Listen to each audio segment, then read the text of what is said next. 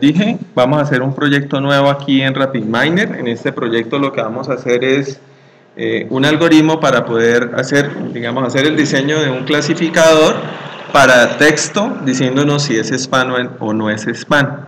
Para eso vamos a partir de que yo tengo en un directorio de mi sistema operativo, un directorio donde tengo correos electrónicos, y esos correos electrónicos son de tipo ham o digamos buenos, y de tipo spam que son pues malos, ¿ya? O sea, tengo previamente clasificado eso.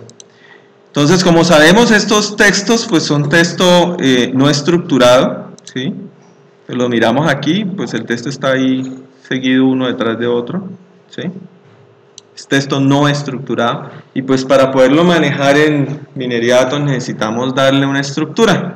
Entonces, primero que todo vamos a hacer la lectura de los datos, ¿sí? Entonces vamos a entrar aquí en la sección de operadores en RapidMiner. Vamos a buscar un operador que se llama Process Documents from Files. Este operador, entonces lo tiramos aquí al lienzo del proceso, y pues digamos que vamos a dar una salida que son los ejemplos y adicionalmente la lista de palabras que salen allí de toda la colección de datos.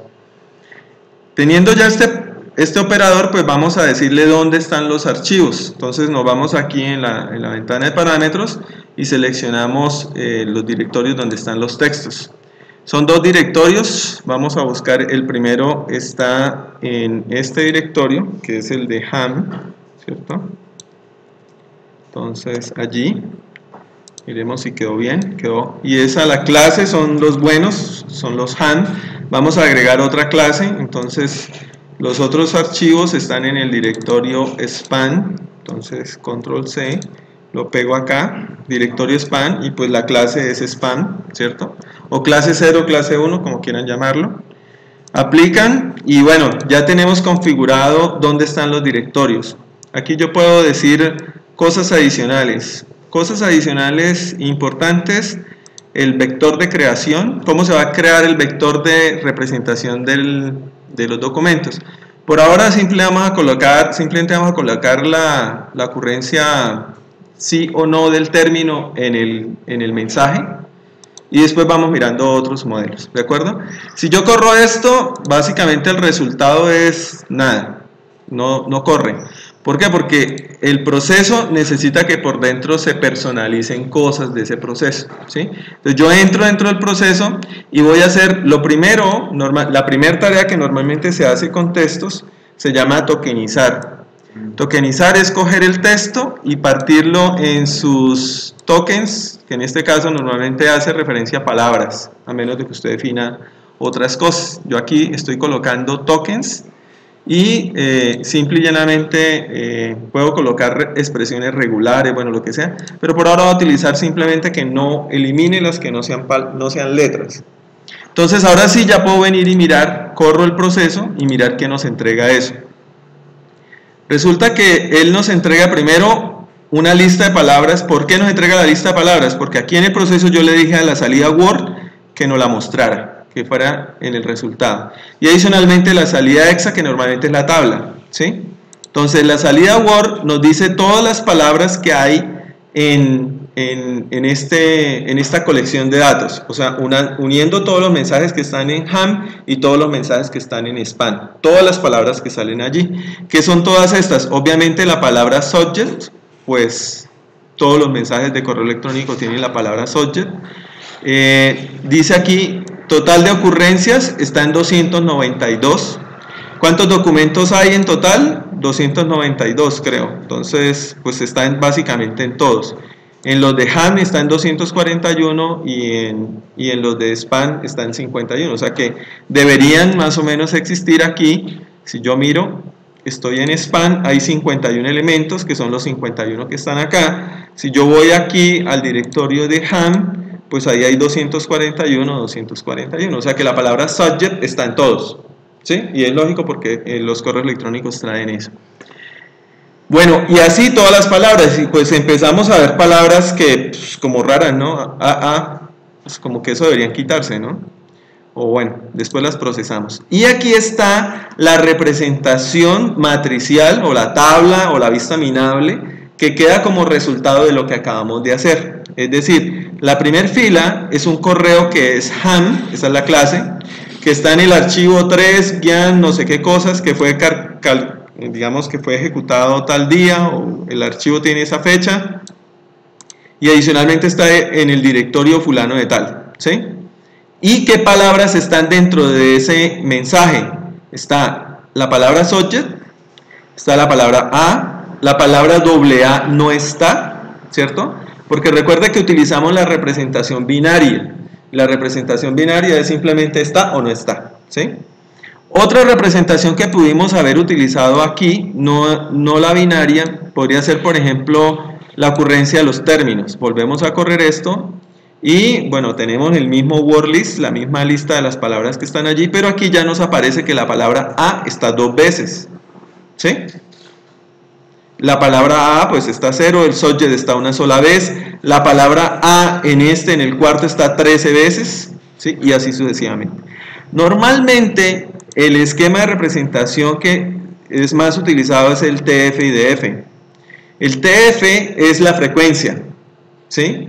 Y el IDF es el inverso de la frecuencia de los términos. Es decir, si un término, por ejemplo el término subject, está en todos, absolutamente todos los documentos, la importancia de ese término como discriminador es nada, porque están todos, ¿sí? O sea, si yo doy subject, aparecen todos, ¿sí? Entonces, él lo que hace es como un balance entre cuántas veces está, pero adicionalmente esa palabra qué tan importante es en la colección en general. El IDF es eso, qué tan importante es el término en la colección. Entonces, si nos vamos acá, ya le dijimos TF y DF y corremos, el valor que nos sale es un valor, normalmente ese valor es mayor que 0, pero ya es un valor real, ¿sí? Y fíjense que subject estaba en todos una vez, pero aparece con 0, porque es que esa palabra no tiene ningún poder discriminante en la colección. Entonces el IDF la castiga y le pone, básicamente no importa que esté aquí en el documento, pero están todos 0, no sirve para nada. Entonces hace un balance entre que la palabra cuántas veces está en el documento, pero además la palabra cuántas veces está en toda la colección de documentos. Entonces esto, como les digo, esto básicamente es un número real mayor que 0, ¿sí?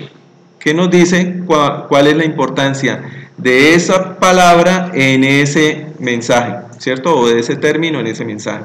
Si ustedes se dan cuenta, esto es lo que se llama la representación espacio-vectorial. ¿Por qué espacio vectorial? Porque cada elemento o mensaje se representa como un punto en el espacio de las 10.286 atributos o dimensiones, ¿sí? Entonces, si solo fueran estos 3 atributos, imagínense un espacio tridimensional, en el eje X el A, en el eje Y el AA y en el eje Z AAA, y yo hago un vector, el vector sería el vector 0, bueno, subject es el 0, es el A, 0, 0, no, pues el subject todo va a dar 0, entonces cogemos solamente estos 3, A, y A, 2A y 3A. Entonces este vector 0005, 00 sería una flechita que me representaría a mí en ese espacio de 3 dimensiones el primer documento, que en este caso es el mensaje 31msg1.txt, ¿sí? Lo que pasa es que pues de ahí para allá, de 3 dimensiones para arriba, pues ya queda complicado imaginárnoslo, porque en este caso son 10.000 atributos, ¿sí? En esa colección cortica, que eran ¿cuántos? 290 y algo documentos, hay 10.000 términos distintos, ¿sí? Entonces cada uno de ellos se representa básicamente como un vector en ese espacio multidimensional, y estos son los valores de los pesos de cada una de las dimensiones. ¿De acuerdo hasta allí? Bueno, resulta que en el procesamiento de documentos uno no se queda solamente con la tokenización. Uno, por ejemplo, dice hay que remover palabras vacías, stop word, y entonces aquí le decimos que filtre Stop words. Vale, en inglés. Los mensajes son en inglés. Ahí tiré el operador sobre la raya y de una vez quedó conectado. ¿Sí se dieron cuenta? Pero hay que asegurarse que quede conectado porque a veces uno lo tira sobre la raya pensando que queda conectado y no. Se ve conectado, pero no está conectado. Entonces, ¿qué hace esto? Teníamos 10.000 palabras, ¿cierto? Ahora le vamos a decir aquí que haga el favor y utilice lo que se llama la lista de palabras vacías del inglés. Listas de palabras vacías en inglés. Los artículos, de, ¿cierto? O en español, el, a, los, las preposiciones. Bueno, hay una lista de palabras que normalmente están en todos los documentos. Tú coges cualquier documento, ahí vas a encontrar el verbo es, cero estar, ¿cierto? O sea, en todo está escrito. Entonces, el poder discriminatorio de esas palabras es muy bajo. Entonces, por eso normalmente se eliminan. Cuando yo hago esto y corro ya digamos, lo que llevamos hasta ahorita, si miramos en el conjunto de ejemplos, pasamos de 10.000, ¿qué? ¿Algo? A 9.995. Es decir, eliminó, y aquí podemos ver que la palabra a no está. ¿Sí? La sola a no está. Pero es que la palabra a no existe en la lista de palabras vacías, pues entonces quedó, pasó. ¿Sí? Yo puedo personalizar esa lista, o sea, si yo quiero utilizar una lista mía propia, pues yo la pongo ahí, hago la lista de las palabras vacías que quiero que elimine. Bueno, otra de las tareas que normalmente se hace es pasar las palabras a mayúsculas o a minúsculas, ¿sí? O sea, que no me quede la palabra car, la C mayúscula, AR, como una palabra distinta a la palabra car, toda en minúscula, ¿cierto? Entonces, eso se llama, ¿cómo es?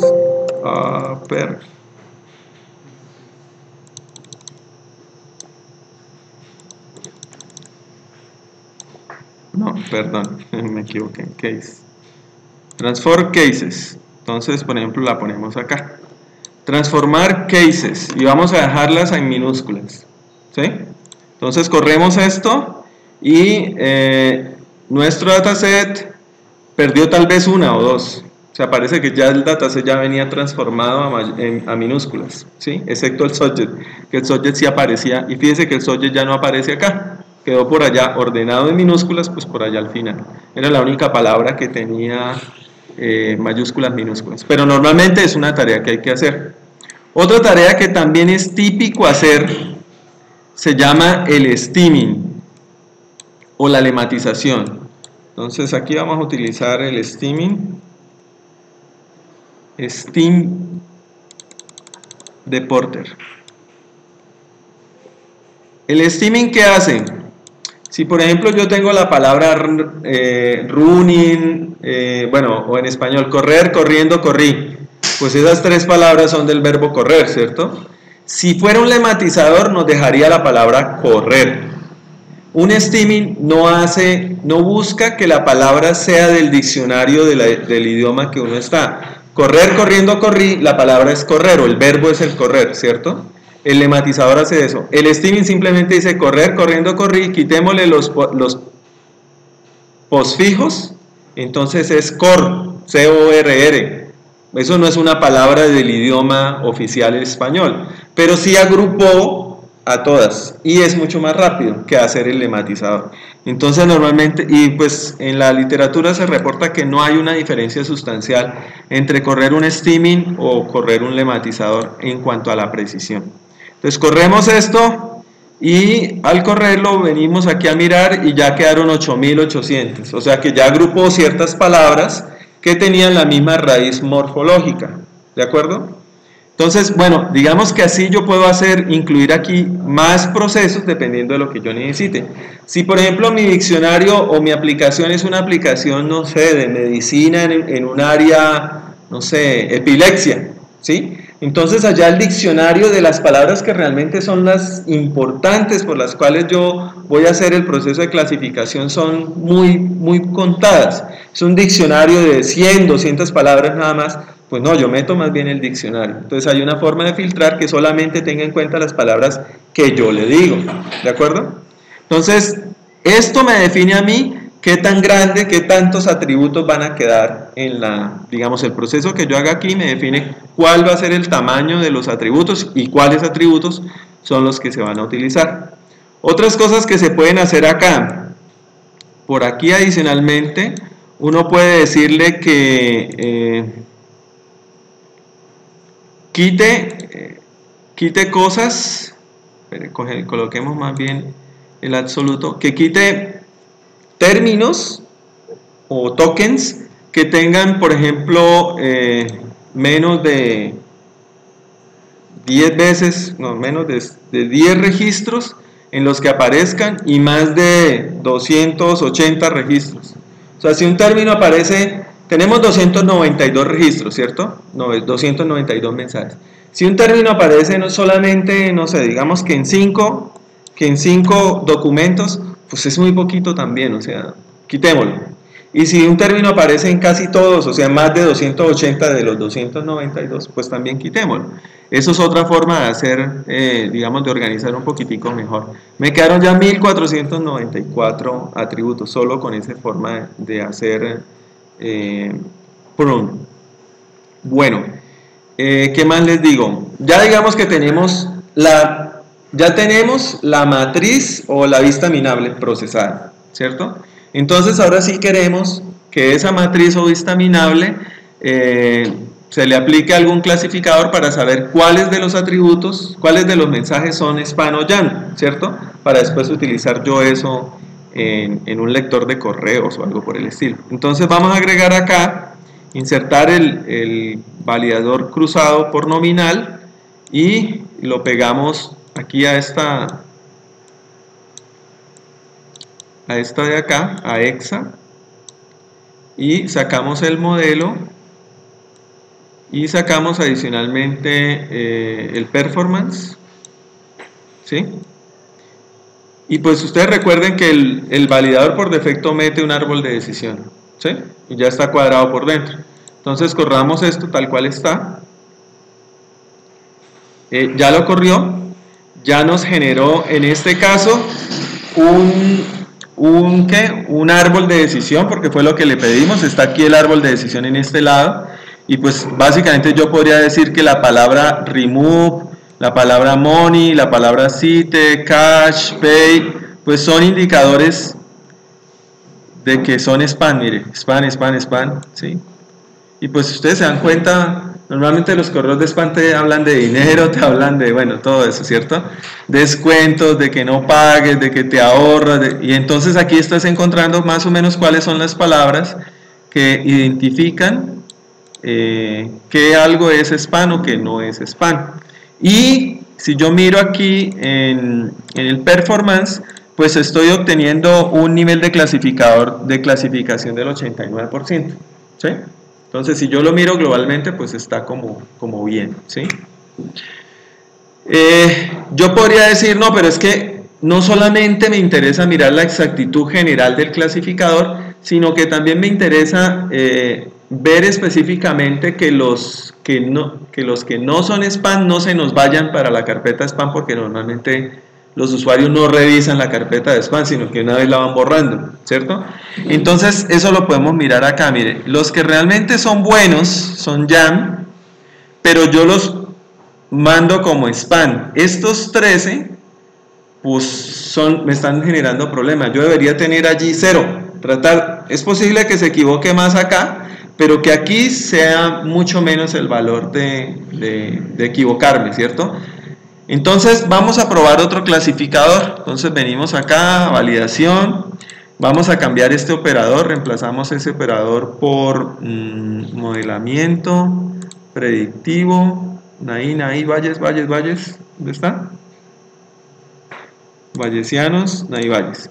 Vamos a poner Valles, vamos a correr ese clasificador así con Valles. Obviamente ya Valles nos saca otra cosa totalmente distinta, que son las distribuciones de cada una de las palabras, la tabla, la distribución que ya sabemos, lo de la media, la desviación y demás. Miramos acá la calidad de este señor, y este señor, pues por un lado, nos está subiendo la calidad de la clasificación a casi 95%, pero además nos disminuyó aquí esto a 2, o sea que los mensajes que se nos van a ir siendo buenos a la carpeta de spam son mucho menores que el clasificador anterior. Si me ponen a escoger, pues por aquí la tengo fácil, ¿cierto? Porque por un lado lo escojo porque tiene más calidad, pero además porque cometo menos errores en este cuadrantico de acá. ¿De acuerdo? ¿Preguntas hasta allí? ¿Hay algún tipo de rango específico que de la cantidad de No, digamos que cuando yo estoy procesando texto, lo normal es que en muy poquitos documentos tú tengas muchísimos atributos. Eso es normal, ¿sí? El tema de que cuando tú empiezas a reducir los atributos es básicamente porque estás buscando sacar como tantos atributos que no sirven, que no aportan, ¿sí? Y pues tú puedes, por ejemplo, hacer lo que yo hice o inclusive hacer un proceso de selección de atributos. ¿Se acuerdan en Weka la parte de selección de atributos para tratar de identificar cuáles son como las columnas o los atributos más importantes y dejar solo esos atributos, ¿sí? Pero no hay una regla de cuántos son mínimos y cuántos son máximos. Realmente tú lo que haces cuando haces selección de atributos es reducir los atributos tanto como sea posible sin que pierdas poder de clasificación, ¿sí? Si tu poder de clasificación con menos atributos sigue siendo 95% y 2 acá en la parte de pronosticados como spam siendo ham, pues si tú reduces, pues mucho mejor y te quedas solamente con eso, ¿sí? Entonces, pero no hay una regla, ¿de acuerdo?